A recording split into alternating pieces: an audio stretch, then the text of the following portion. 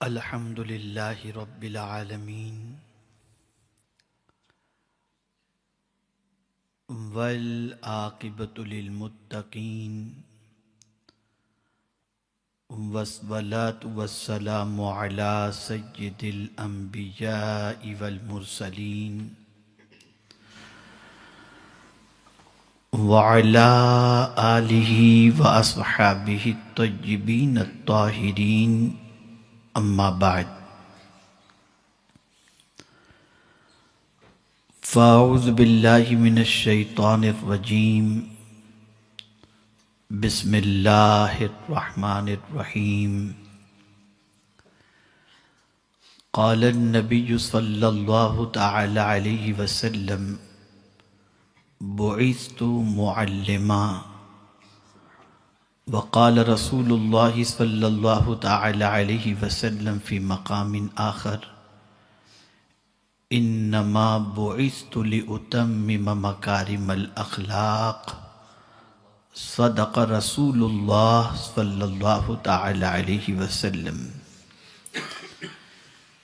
قابل قدر محب گرامی رفیق دعوت حضرت مولانا محسن صاحب، دیگر علماء ذوی الاحترام، حاضرین و ناظرین، السلام علیکم ورحمۃ اللہ وبرکاتہ۔ میرے پیارے آقا صلی اللہ تعالی علیہ وسلم کے پیارے دیوانوں، جن احادیث کی تلاوت کا میں نے شرف حاصل کیا، اس سے متعلق کچھ معروضات پیش کرنے سے پہلے آقا کریم رؤوف الرحیم علیہ التحیۃ والتسلیم کی بارگاہ بے کس پناہ میں جس طریقے سے میں پڑھاؤں، عقیدت و محبت میں ڈوب کر اسی طریقے سے درود و سلام کا نذرانہ پیش کریں۔ الصلاۃ والسلام علیک یا رسول اللہ، الصلاۃ والسلام علیک یا حبیب اللہ، الصلاۃ والسلام علیک یا نبی اللہ، الصلاۃ والسلام علیک یا نور اللہ، وعلی آلک واصحابک یا حبیب اللہ، صلی اللہ تعالی علیہ وسلم۔ الحمدللہ بہت شارٹ پیریڈ میں قمر اکیڈمی کی جانب سے تعلیم اور خدمت خلق کے سلسلے میں جو کاوشیں حضرت مولانا محسن صاحب کی قیادت میں ہو رہی ہیں، وہ قابل قدر بھی ہیں، اور قلیل مدت کے اندر ان کا تعلیمی اور خدمت خلق کا کام لوگوں کے سامنے نمایاں ہوتا دکھائی دے رہا ہے۔ اللہ ان کی خدمات کو اپنی بارگاہ میں قبول فرمائے، اور ایک حدیث شریف میں آپ کی سماعتوں کے حوالے کر دوں کہ وہ بندہ جو مرنے کے بعد بھی زندہ رہتا ہے، وہ کون سا کام ہے جس کے بعد، جس کی وجہ سے آدمی مر بھی جائے پھر بھی زندہ ہے؟ تو میرے آقا صلی اللہ علیہ وسلم فرماتے ہیں، من صار بالعلم حیا فہو لم یمت ابدا، جو علم کے ساتھ زندہ رہتا ہے وہ کبھی نہیں مرتا۔ اب آئیے میں تھوڑا سا سمجھاؤں، ہماری ایک کمی یا ایک کوتاہی ہو تو اس کا تذکرہ کیا جائے۔ سر تا پا ہم کوتاہی کے شکار رہے، تھوڑی سی اب برائے نام کہیں کہیں بیداری نظر آ رہی ہے اور کچھ حرکت نظر آ رہی ہے، ورنہ اہل سنت و جماعت کے اندر سب سے زیادہ جس چیز کو اہمیت دی جا رہی ہے وہ ہے مراسم. رسومات کو اتنی اہمیت اور پرائرٹی دی جا رہی ہے کہ اصل اور روح سے رشتہ ہمارا ٹوٹ گیا، بلکہ ہماری پہچان بھی مراسم بن گئی. یہ ہماری آئیڈینٹی بن گئی. جہاں ڈھول باجا گاجا تماشا یہ وہ ساری چیزیں ہوں تو آدمی کہتا ہے بس یہ سننی ہوگا. یہ مراسم ہماری پہچان بن گئی. ہماری پہچان کیا تھی؟ ماضی اٹھا کر دیکھیے، تاریخ اٹھا کر دیکھیے، ہماری آئیڈینٹی کیا تھی. دنیا کی بہت ساری قومیں اپنی علمی تشنگی کو بجھانے کے لیے مسلمانوں کے ادارے اور مسلمانوں کی تعلیم گاہوں کے دروازے پر دستک دیتے اور وہاں آ کر اپنی علمی پیاس کو بجھاتے اور علم کے ذریعے وہ دنیا کے اندر اپنا مقام بنانے کی کوشش کرتے. اب میں نے جس حدیث کی تلاوت کا شرف حاصل کیا اس کی روشنی میں مراسم کو تھوڑا سا دیکھیں اور اصل سے ہماری عدم توجہی کو دیکھیں. آقا کریم صلی اللہ علیہ وسلم ارشاد فرماتے ہیں کہ میں کیوں اس دنیا میں کیا بنا کر بھیجا گیا، کس کام کے لیے بھیجا گیا. تو رسول اعظم صلی اللہ علیہ وسلم نے فرمایا بعثت معلما، میں معلم بنا کر اس دنیا میں مبعوث کیا گیا، ایجوکیشن دینے کے لیے. آج آپ دیکھیں کتنے مسلمان پوری دنیا میں رسول اعظم صلی اللہ علیہ وسلم کے ماننے والے ایسے ملیں گے آپ کو جو حضور صلی اللہ علیہ وسلم کی آمد کے مقصد کو پیش نظر رکھے ہوں. ہم نے کیا سمجھا کہ آقا کریم صلی اللہ علیہ وسلم کی آمد کی خوشی ہم کس طریقے سے مناتے ہیں؟ تو جھنڈے لگا کر، کمکمے لگا کر. میں یہ نہیں کہتا کہ یہ ناجائز ہے، یہ ضرور کریں، ضرور کریں، لیکن رسول اعظم صلی اللہ علیہ وسلم اس لیے مبعوث نہیں ہوئے تھے کہ ان کے نام کے صرف جھنڈے لگائے جائیں اور یونیورسٹی اور اسکول وغیرہ قائم نہ کیا جائے، بلکہ اگر مسلمان رسول اعظم کی اس حدیث کو پیش نظر رکھتا اور ہر محلے والے یہ عزم کرتے کہ حضور تعلیم دینے کے لیے پیدا ہوئے اور تشریف لائے، ہم ہر سال ایک ادارہ قائم کریں گے، تو آج پوری دنیا سے رسول اعظم کی آمد کے مقصد کے حوالے سے ڈنکے بھی بجتے اور آج مسلمانوں سے جہالت کا خاتمہ ہو جاتا. لیکن ہم نے اس کو نہیں سمجھا. ہم رسومات، جو چیز ہمارے نفس کو اچھی لگتی ہے ہم وہی کرتے ہیں. جو چیز تھوڑی سی تکلیف والی ہو، نہیں یہ ہمارے بس کی بات نہیں. ہماری ساری چیزیں رسموں میں گر گئیں اور ان رسموں کی وجہ سے آج ہماری پہچان جہالت بن گئی. اور جہالت کتنی، میں عرض کروں گا تو آپ کی عقل دنگ رہ جائے گی. کتنی جہالت، اتنی جہالت کہ میں بولٹن کے مسلمانوں کے حوالے سے اسپیشل سنی، اگر سارے سنی کو ایک جگہ پر جمع کر کے میں کھڑا کروں سب کو اور کہوں آپ میں سے کتنے لوگ تجوید کے ساتھ قرآن پڑھنا جانتے ہیں، تو میں آپ کو یقین کے ساتھ کہہ سکتا ہوں کہ more than 90% لوگ قرآن پڑھنا نہیں جانتے. یہ ہے ہماری جہالت. جس قرآن کے پڑھے بغیر ہماری نماز نہیں ہوتی، آپ مجھے بتائیے ہماری جہالت کی پوزیشن ہے. کیوں؟ ہم رسومات میں گر گئے. کہنے والے نے تو کہا رہ گئی رسم اذاں روح بلالی نہ رہی. میں تو یہ کہتا ہوں کہ ہر چیز رسم رہ گئی، صرف اذان ہی رسم نہیں رہ گئی، ہر چیز رسم رہ گئی. ہماری غفلت کا یہ نتیجہ ہے کہ آج ہماری پہچان، ہماری آئیڈینٹی پوری دنیا کے اندر ایک جاہل قوم کی حیثیت سے بن چکی ہے. رسول اعظم صلی اللہ علیہ وسلم تشریف لائے. اب آپ دیکھیے حالات کتنے سنگین بنتے ہیں. میں کل ہی یا آج پتہ نہیں ساتھیوں سے تذکرہ کر رہا تھا تو میں نے اس سچویشن کا تذکرہ کیا. آدمی شکایت کرتا ہے میرے پاس یہ نہیں ہے، یہ ہوتا تو میں یہ کر لیتا، یہ ہوتا تو میں یہ کر لیتا، یہ ہوتا. یہ پرابلمز کو آدمی سامنے رکھتا ہے. میں کہتا ہوں جس رسول اعظم کا معاملہ یہ تھا کہ مسجد حرام میں نماز پڑھنے کی ان کو اجازت نہیں تھی، وہاں دقتیں. اعلانیہ تبلیغ کی اجازت نہیں تھی. اجازت سے مراد ظلم و ستم کے پہاڑ توڑے جا رہے تھے. کیا مسجد حرام کے اندر پابندی ہونے کی وجہ سے، اعلانیہ تبلیغ کی پابندی ہونے کی وجہ سے کیا ایجوکیشن کے کام کو حضور نے روکا؟ نہیں.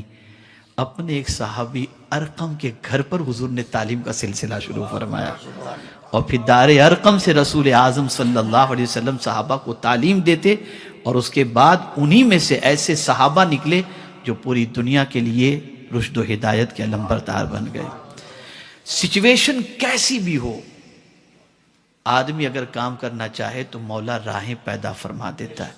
اسی کا فرمان ہے، اسی کا فرمان ہے. والذین جاہدوا فینا لنہدینہم سبلنا.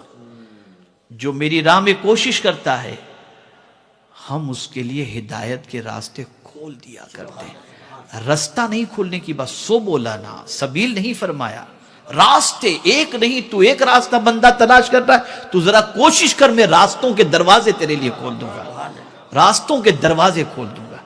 شرط یہ ہے جاہدو، اور پھر فینا فرمایا گیا، اپنی ذات کے لیے نہیں، ہمارے لیے.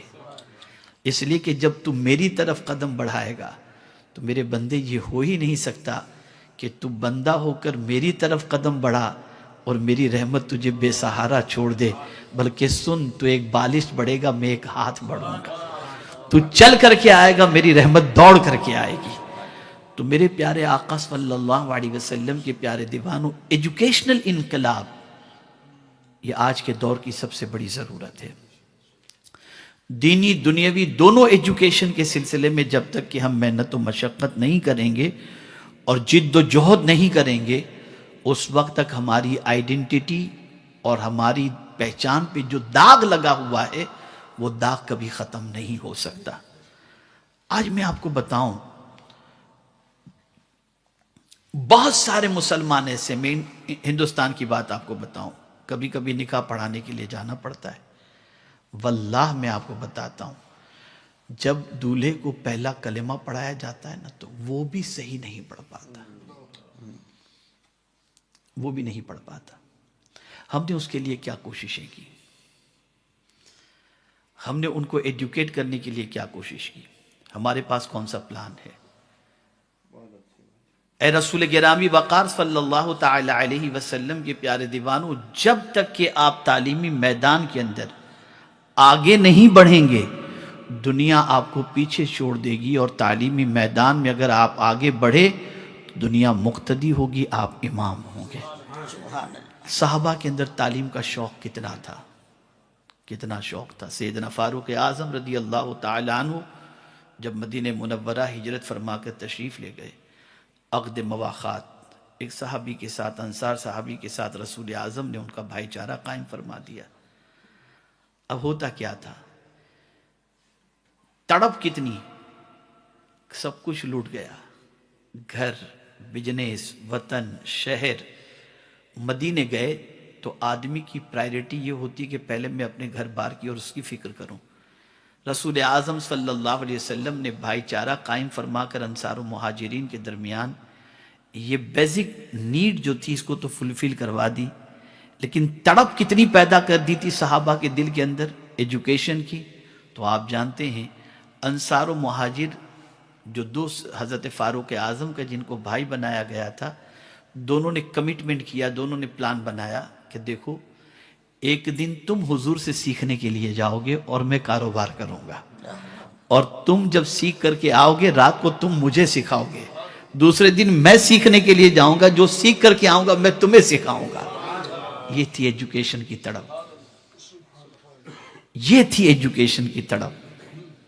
اے رسول گرامی وقار صلی اللہ تعالی علیہ وسلم کے پیارے دیوانوں، پیغمبر رحمت صلی اللہ علیہ وسلم کے ایجوکیشن کے سلسلے میں ارشادات کو اگر آپ پڑھیں تو آپ کی عقل تنگ رہ جائے گی کہ رسول اعظم صلی اللہ علیہ وسلم نے ایجوکیشن پر کتنا ابھارا ہے.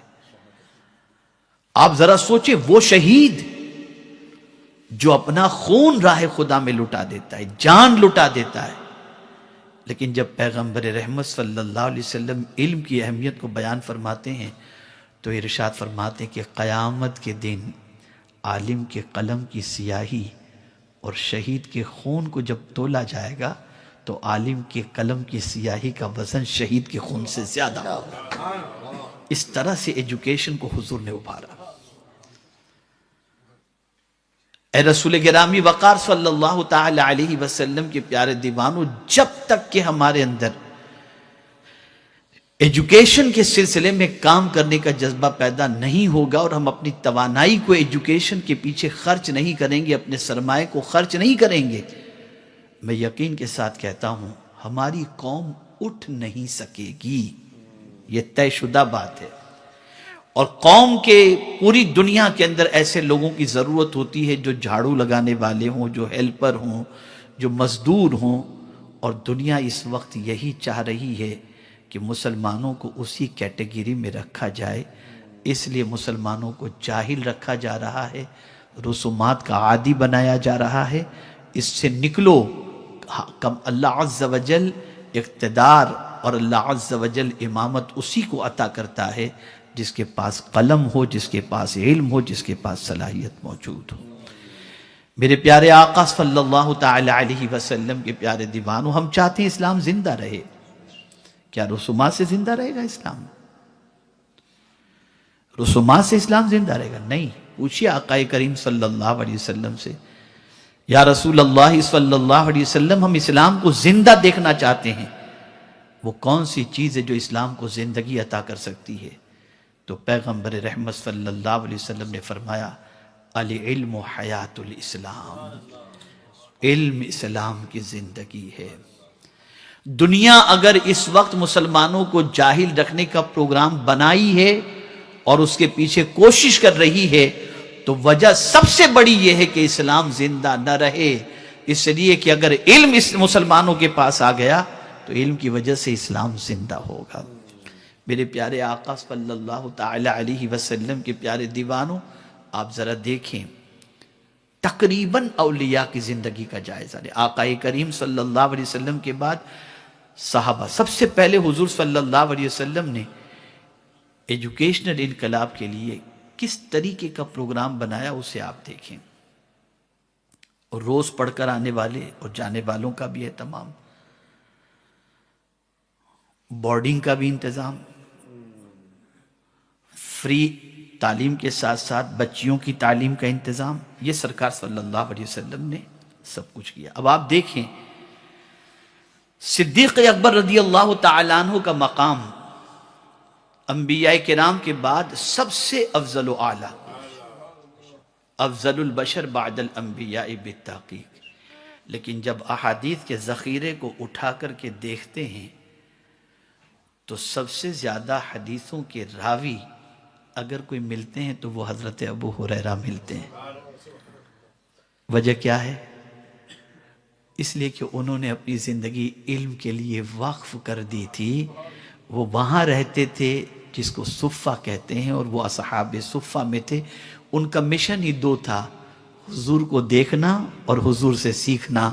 تو بس ان کی زندگی ایسی بنی، بلکہ حضور صلی اللہ علیہ وسلم نے ایسے علوم انہیں عطا فرمائے کہ خود حضرت ابو ہریرہ رضی اللہ تعالیٰ عنہ فرماتے ہیں کہ میں ان علوم کو لوگوں کے سامنے ظاہر کر دوں تو لوگ میری گردن اڑا دیں گے۔ تو عرض یہ کر رہا تھا کہ کچھ لوگ ایسے ہونے چاہیے جو دین کے سلسلے میں اور علم کے سلسلے کے اندر اپنی زندگی کو وقف کر دیں۔ اعلیٰ حضرت عظیم البرکت امام عشق و محبت کے 10 نکاتی پروگرام پر اگر سنی آج عمل کیا ہوتا تو میں پورے یقین کے ساتھ کہتا ہوں کہ ایک سنی بھی اعلیٰ حضرت کا ماننے والا ان پڑھ آپ کو نہ ملتا ہے اس 10 فارمولے پر۔ اور اس فارمولے کو پڑھیے، اس میں دیکھیے تعلیم کے سلسلے میں اعلیٰ حضرت عظیم البرکت امام عشق و محبت نے کیا کیا فارمولے عطا فرمائے ہیں۔ میرے پیارے آقا صلی اللہ علیہ وسلم کے پیارے دیوانوں، اگر باطل کو شکست دی ہے اعلیٰ حضرت عظیم البرکت نے تو رسومات کے ذریعے نہیں، علم کے ذریعے شکست عطا فرمائے۔ اور وہ علم بھی کون سا؟ قرآن، حدیث۔ لوگ کہتے ہیں اعلیٰ حضرت 1 مہینے میں قرآن کے حافظ ہو گئے۔ میں کہتا ہوں قرآن مقدس کی وہ کون سی آیت تھی جو اعلیٰ حضرت کو یاد نہیں تھی؟ یہ تو ایک مہینے میں ترتیب سے اعلیٰ حضرت نے اس کو پڑھ لیا. آیتیں تو سب اعلیٰ حضرت کو یاد تھی، سب آیتیں یاد تھی. ورنہ آپ دیکھیے اعلیٰ حضرت کے حافظ ڈکلیئر کرنے سے پہلے جتنے فتاوے اعلیٰ حضرت نے دیے، ان سارے فتاوے کے اندر آپ دیکھیں گے تو قربان جائیے ان کی علمی عظمت پر کہ سب سے پہلے قرآن شریف کی آیت، پھر حدیث، پھر ائمہ کے اقوال، اور پھر یہ نہیں کہ میں ناقل ہوں بلکہ اعلیٰ اقول کہہ کر فرماتے ہیں، پھر اپنی رائے کو ظاہر فرماتے ہیں. میں نے ابھی پرسوں ایک جلسے کے اندر اعلیٰ حضرت کے ادب کا تذکرہ کیا کہ کتنے مؤدب تھے اعلیٰ حضرت. غوث پاک رضی اللہ المولا تبارک و تعالیٰ عنہ فرماتے ہیں قدمی ہذہ علی رقبت کل ولی اللہ، میرا قدم ہر ولی کی گردن پر. اب کسی کی گردن پر قدم رکھ دو تو یہ ہوتا ہے کہ اس کو دبا دیا، اس کو گرا دیا. آدمی کے ذہن کے اندر تھوڑا سا یہ ہوتا ہے کہ یہ تھوڑا سا گرانے والی بات ہے. لیکن اے امام عشق و محبت آپ کی عظمت پر قربان، چونکہ غوث پاک نے کل ولی اللہ فرمایا تھا کہ عام انسان کی گردن پر نہیں، ولی کی گردن پر، تو اعلیٰ حضرت نے لکھا تو یوں لکھا جس کی منبر بنی گردن اولیاء. یعنی اس ولی کی گردن کو کوئی معمولی گردن نہیں، ان کی عظمت کا بھی احترام کیا اور کہا جس کی منبر بنی گردن اولیاء. آپ اندازہ لگائیں. اے رسول اعظم صلی اللہ علیہ وسلم کے دیوانوں، یہ بہت ضروری ہے. ایجوکیشن، اس کے بغیر آپ کچھ بھی نہیں کر سکتے. اور پوری دنیا میں مسلمانوں کو جاہل رکھنے کی کوشش کی جا رہی ہے، مراسم کا عادی بنایا جا رہا ہے، سارا پیسہ مراسم کے پیچھے خرچ ہو رہا ہے، اور ان مراسم کے پیچھے خرچ ہونے کی وجہ سے آج بچوں کو فیس دینے کے لیے بھی پرابلم اور ٹیچر کو سیلری دینے کے لیے بھی ہمیں پرابلم ہو رہا ہے. اس کی وجہ سب سے بڑی یہ ہے کہ ہم نے تعلیم کی اہمیت کو نہیں سمجھا اور مراسم کے عادی بن گئے. آپ ذرا دیکھیں آقا کریم صلی اللہ علیہ وسلم نے کیا فرمایا ایجوکیشن کے حوالے سے. آج بہت سارے گھر ایسے ملیں گے جہاں باپ بیٹے کی شکایت کرتا ہوا نظر آتا ہے، ماں بیٹے کی شکایت کرتی ہوئی نظر آتی ہے. قربان جائیے میرے آقا صلی اللہ علیہ وسلم کی عظمت پر کہ کتنے حسین انداز کے اندر علم کو سرکار نے پیش فرمایا. میں آپ کو مثال کے ذریعے سمجھاؤں. ایک گھر ہے، اس گھر کے اندر باپ بھی بیٹھا ہے، استاد بھی بیٹھے ہیں، پیر صاحب بھی بیٹھے ہیں، سب بیٹھے ہوئے ہیں. اور ایک شخص انٹر ہوتا ہے، لائٹ چلی جاتی ہے. اب پورا گھر اندھیرا ہے، پورے گھر میں تاریکی چھائی ہوئی. آنے والا اندر انٹر کرے گا تو اندھیرے میں ہو سکتا ہے باپ کے ہاتھ پہ پیر پڑ جائے، استاد کے سر کو دھکا لگ جائے، پیر صاحب کے کاندھے پہ ہاتھ رکھ جائے، کچھ نہ کچھ بے ادبی ہو سکتی، چونکہ اندھیرا ہے نا.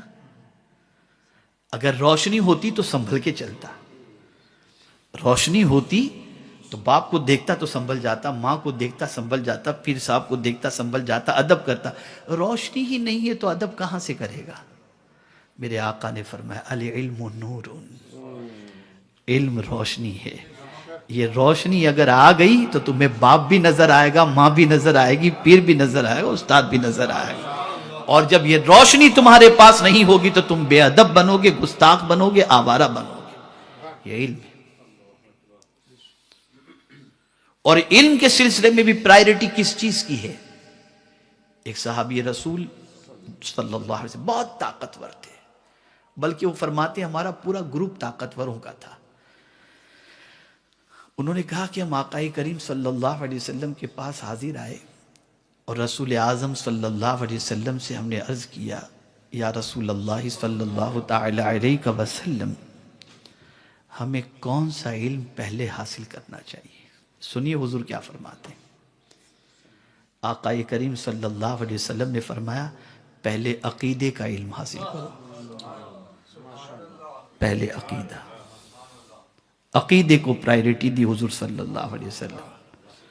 پہلے عقیدے کا علم حاصل کرو، اس لیے کہ جب تم عقیدے کا علم حاصل کر لو گے تو شرک کی وادی میں نہیں جاؤ گے، بدعقیدگی کی طرف نہیں جاؤ گے، گستاخی کی طرف نہیں جاؤ گے. جب تمہیں یہ معلوم ہوگا کہ عظمت الوہیت کیا ہے، عظمت رسالت کیا ہے، تو تمہاری پوزیشن یہ ہوگی کہ بے ادبی سے بچو گے، گستاخی سے بچو گے. عقیدے کے علم کو سرکار صلی اللہ علیہ وسلم نے پرائرٹی دی، اور پھر اس کے بعد حضور صلی اللہ علیہ وسلم نے قرآن سیکھنے کے بارے میں فرمایا. میں بڑی معذرت کے ساتھ عرض کرتا ہوں، چونکہ ہمارے علماء بھی ماشاءاللہ تشریف فرمائیں. ہمارے یہاں اب اس باب کو بالکل پیچھے چھوڑ دیا گیا ہے. ہم زندگی بھر یا رسول اللہ کہیں گے، لیکن اگر کوئی ہم سے یا رسول اللہ کہنے کی دلیل پوچھے، ایک سنی بتا نہیں سکتا ہے الا ماشاءاللہ. دلیل نہیں ہے، سکھایا ہی نہیں گیا. عقیدے کے باب کو پرائرٹی دو. ہم روزانہ غوث پاک رضی اللہ تعالیٰ عنہ کی نیاز کریں گے، لیکن یہ جائز یا ناجائز کے بارے میں اگر کوئی کہے گا، ہمارے کسی کو کچھ معلوم ہی نہیں ہے. بلکہ میں ایک بات عرض کروں، اگر کسی سے پوچھا جائے کہ غوث اعظم کا معنی کیا ہوتا ہے، تو وہ بھی نہیں بتا پائیں گے. وہ بھی نہیں بتا پائیں گے. غوث اعظم کا مطلب کیا ہے، یہ بھی آدمی نہیں بتا پائے گا. تو حیرت کی بات ہے کہ مطلب ہم نے ایجوکیشن کو کوئی رسومات کی طرف ہم چلے گئے.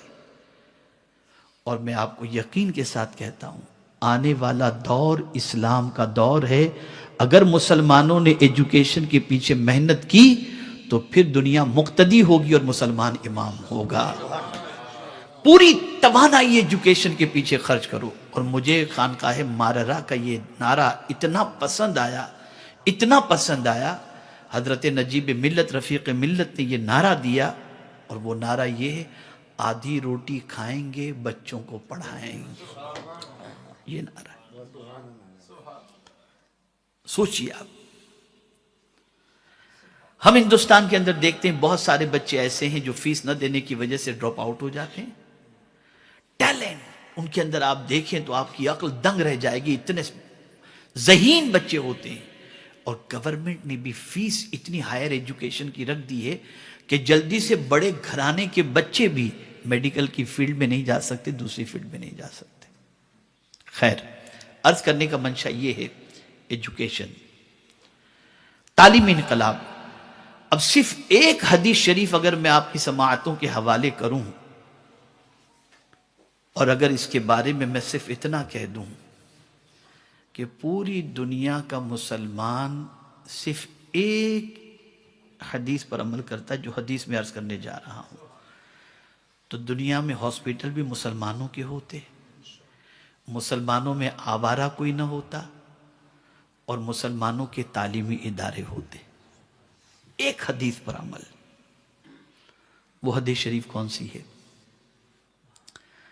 تو آقا کریم صلی اللہ علیہ وسلم ارشاد فرماتے ہیں، مرنے والا جب مرتا ہے تو اس کے اعمال منقطع ہو جاتے ہیں سوائے 3 چیزوں کے: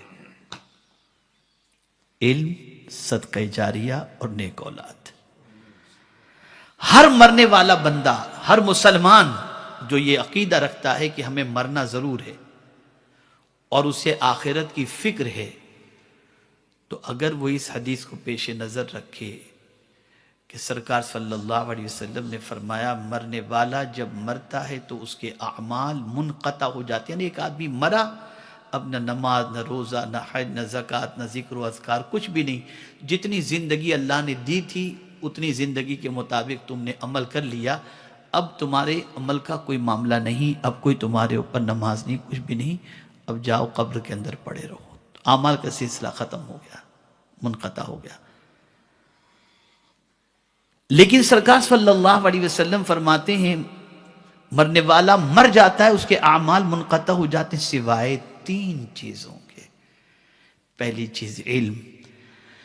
مرنے والا قبر میں عبادت نہیں کر رہا، لیکن اس نے مرنے سے پہلے کوئی ایجوکیشنل ورک کیا ہے، کوئی ادارہ بنایا، کوئی انسٹیٹیوٹ بنایا، کوئی مدرسہ بنایا، کتابوں کا کام کیا، تعلیم کا کام کیا، کسی کو پڑھایا. یہ جو علمی جتنا بھی کام ہے، ایجوکیشنل ورک ہے، اس نے اگر کیا اور اس کے بعد مر گیا تو اس کیے ہوئے کام سے جتنوں کو فائدہ پہنچے گا، مرنے والا قبر میں سو رہا ہے، سب کا ثواب اسے مل رہا ہے، سب کا ثواب اسے مل رہا ہے۔ یعنی اب وہ قبر میں کوئی کام نہیں کر رہا، لیکن وہ کام جو کر کے مرا تھا اس کام کا ثواب اسے قبر کے اندر پہنچ رہا ہے۔ تو اگر ہر مرنے والا، ہر مسلمان یہ طے کر لیتا مرنے سے پہلے میں ایک ادارہ قائم کر کے مروں گا، میں ایک انسٹیٹیوٹ قائم کر کے مروں گا، میں ایک اسکول قائم کر کے مروں گا تاکہ میری قبر کا انتظام ہو جائے، تو میں یقین کے ساتھ کہتا ہوں کہ کوئی محلہ ایسا نہ ہوتا جہاں ہمارے ادارے نہ ہوتے۔ لیکن ہم نے اس حدیث کو پیش نظر، ہمارے پاس تو دولت آئی تو سب سے پہلے اپنی خواہش اور اپنی دنیا کی تمناؤں کی تکمیل کے پیچھے ہم دوڑتے ہیں، یہ تمنا پوری کر لیں، یہ تمنا پوری کر لیں۔ میرے بھائی اتنا ذہن میں رکھو کہ دور اتنا نازک ہے اس وقت کہ اللہ اکبر، باپ کا انتقال بھی ہو جائے تو بیٹے کے پاس اتنا ٹائم اب نہیں رہ گیا کہ ہر جمعہ کو جا کے باپ کی قبر پر فاتحہ بھی پڑھ سکے۔ جو کرنا ہے اپنے لیے اس دنیا میں جانے سے پہلے کر لو، وہ کرو کہ اولاد اگر تمہارے لیے کچھ نہ بھی کرے تب بھی تمہارا کام تمہاری قبر میں راحت کا سامان بن جائے۔ اور یہ پہلے کے پرانے لوگوں نے یہ سب کیا ہے۔ جتنی مساجد ممبئی کی سرزمین پر قرب